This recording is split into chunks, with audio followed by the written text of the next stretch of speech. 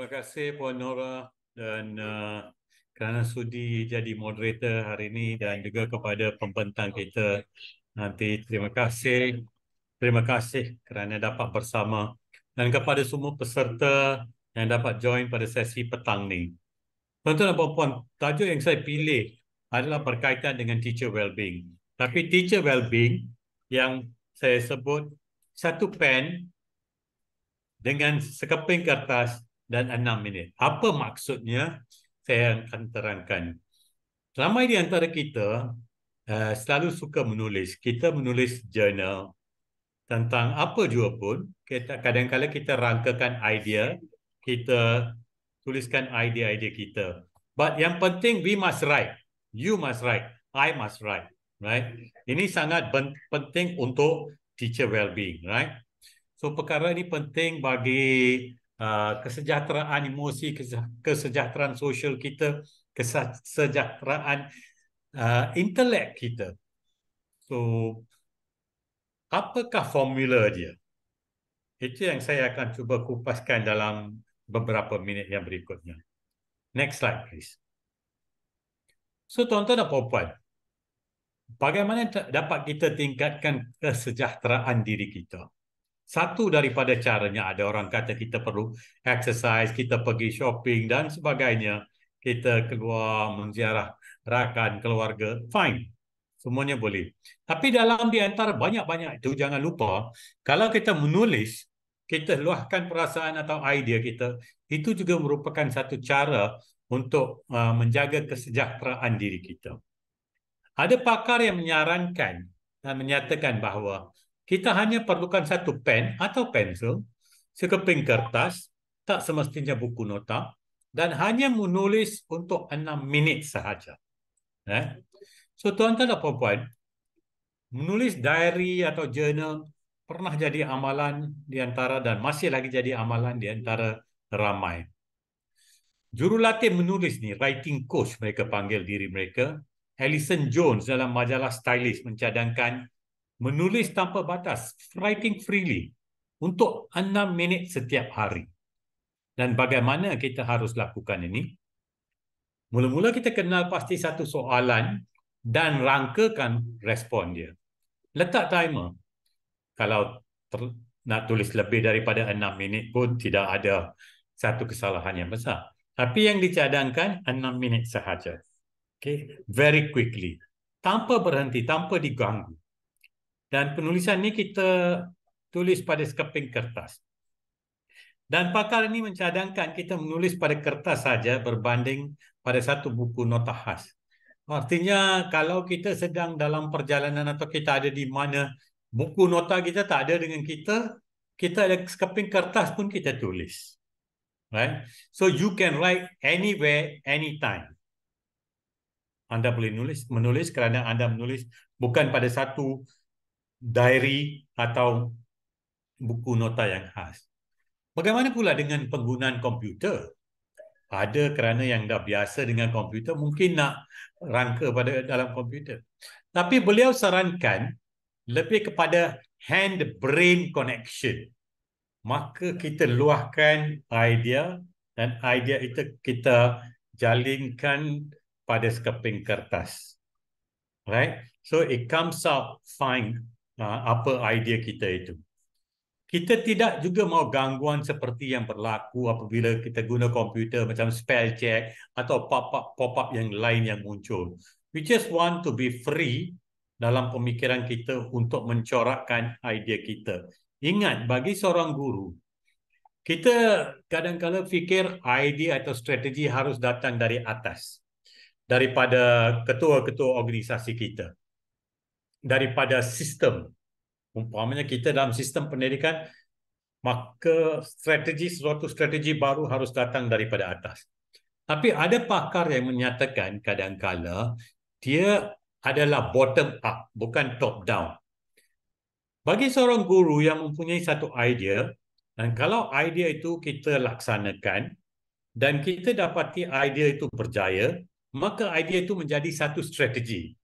Umpamanya, saya dalam satu bengkel sebulan lepas dan ada dua orang guru yang membentang tentang bagaimana mereka menarik murid datang ke sekolah untuk meningkatkan kehadiran di sekolah. Dan pelbagai cara yang mereka gunakan dan strategi itu berjaya. Idea itu berjaya. Maka yang menjadi satu strategi yang boleh diamalkan oleh pihak-pihak yang lain, sekolah-sekolah yang lain yang sanggup kalau mereka anggap itu sebagai bila kita ada idea, idea jadi strategi. Daripada strategi, ia mungkin jadi amalan terbaik. Tapi asal usulnya ia datang daripada cikgu. You know the problem, you create the solution. Anda mencari solusinya. So remember, kita hasilkan idea. Idea itu bila kita laksanakan, ia berjaya. Kita anggap itu sebagai satu strategi yang berjaya dalam lingkungan budaya dan persekitaran kita. Dan kemudiannya daripada strategi itu, dia mungkin jadi satu amalan terbaik. Kalau orang nak adapt, nak adopt strategi itu, boleh untuk dijadikan amalan terbaik di sekolah tersendiri. Tapi kadang-kadang idea ini bermula daripada penulisan kecil itu yang kita buat. Idea yang kita luahkan pada sekeping kertas itu. Next slide, please. So, tuan-tuan, apakah matlamat aktiviti tersebut yang menulis 6 minit ni? Dia mengutarakan konsep journaling to record, what your thoughts are for the day. Not only your thoughts, but also your feelings. Every day, at any time. Dan ini, bila kita letakkan pemikiran kita dalam penulisan itu, maka kita buat satu corak refleksi. Kita meluahkan emosi, perasaan kita. Kadang-kadang tak semestinya juga emosi sahaja, tapi aspek intelek kita, idea yang boleh menyelesaikan masalah maupun masalah kecil atau besar.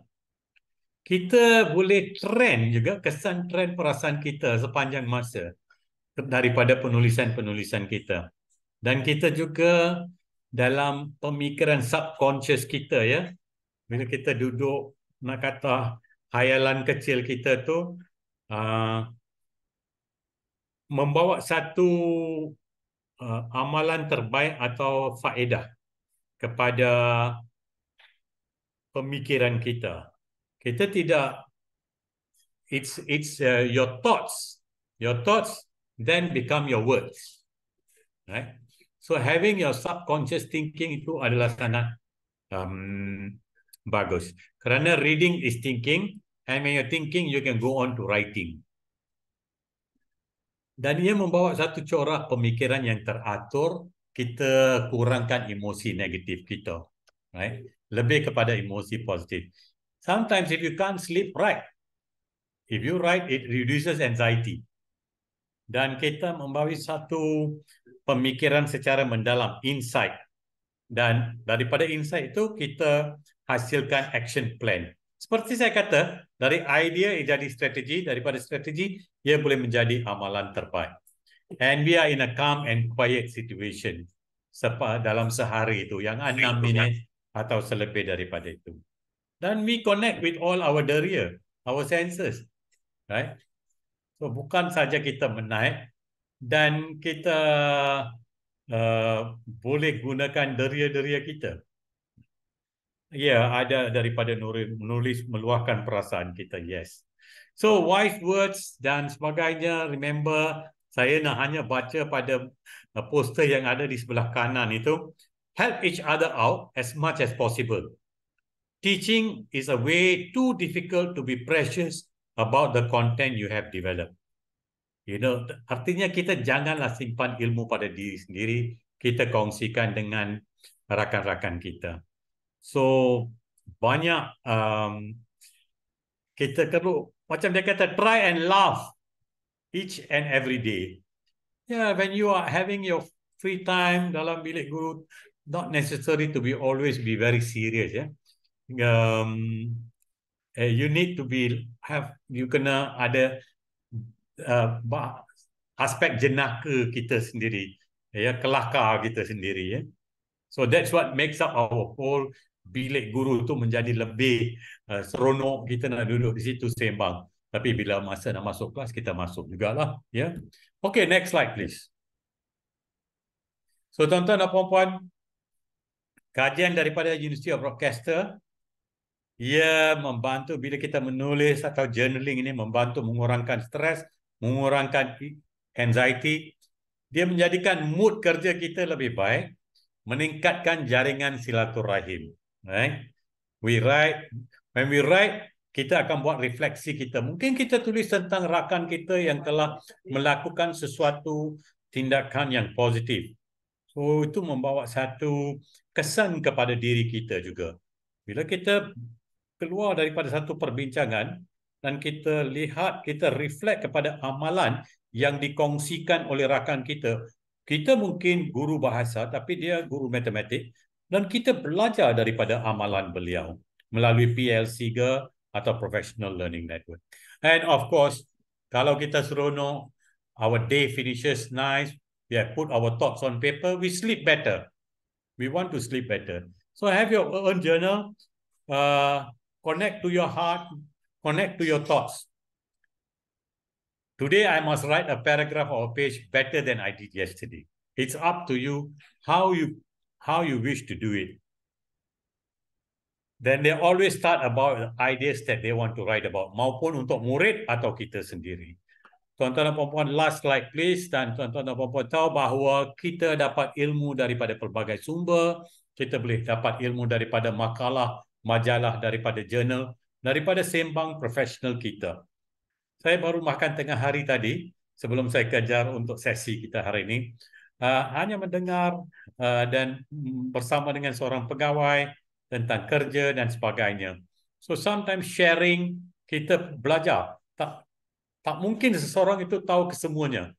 Dalam setiap sesi intellectual discourse kita, perbincangan profesional, kita belajar sesuatu. Remember, books are the training weights of the mind. So bacalah, because reading is thinking, yeah, and always be positive, positive, positive. If a child can't learn the way we teach, maybe we should teach the way they learn. It's not easy, but let's try together. Itu saja daripada saya hari ini. Jangan lupa cari 6 minit, luahkan perasaan, luahkan buah fikiran anda. Tak semestinya berkaitan dengan emosi saja, tapi anything. Just put it down on paper. Sekian, terima kasih.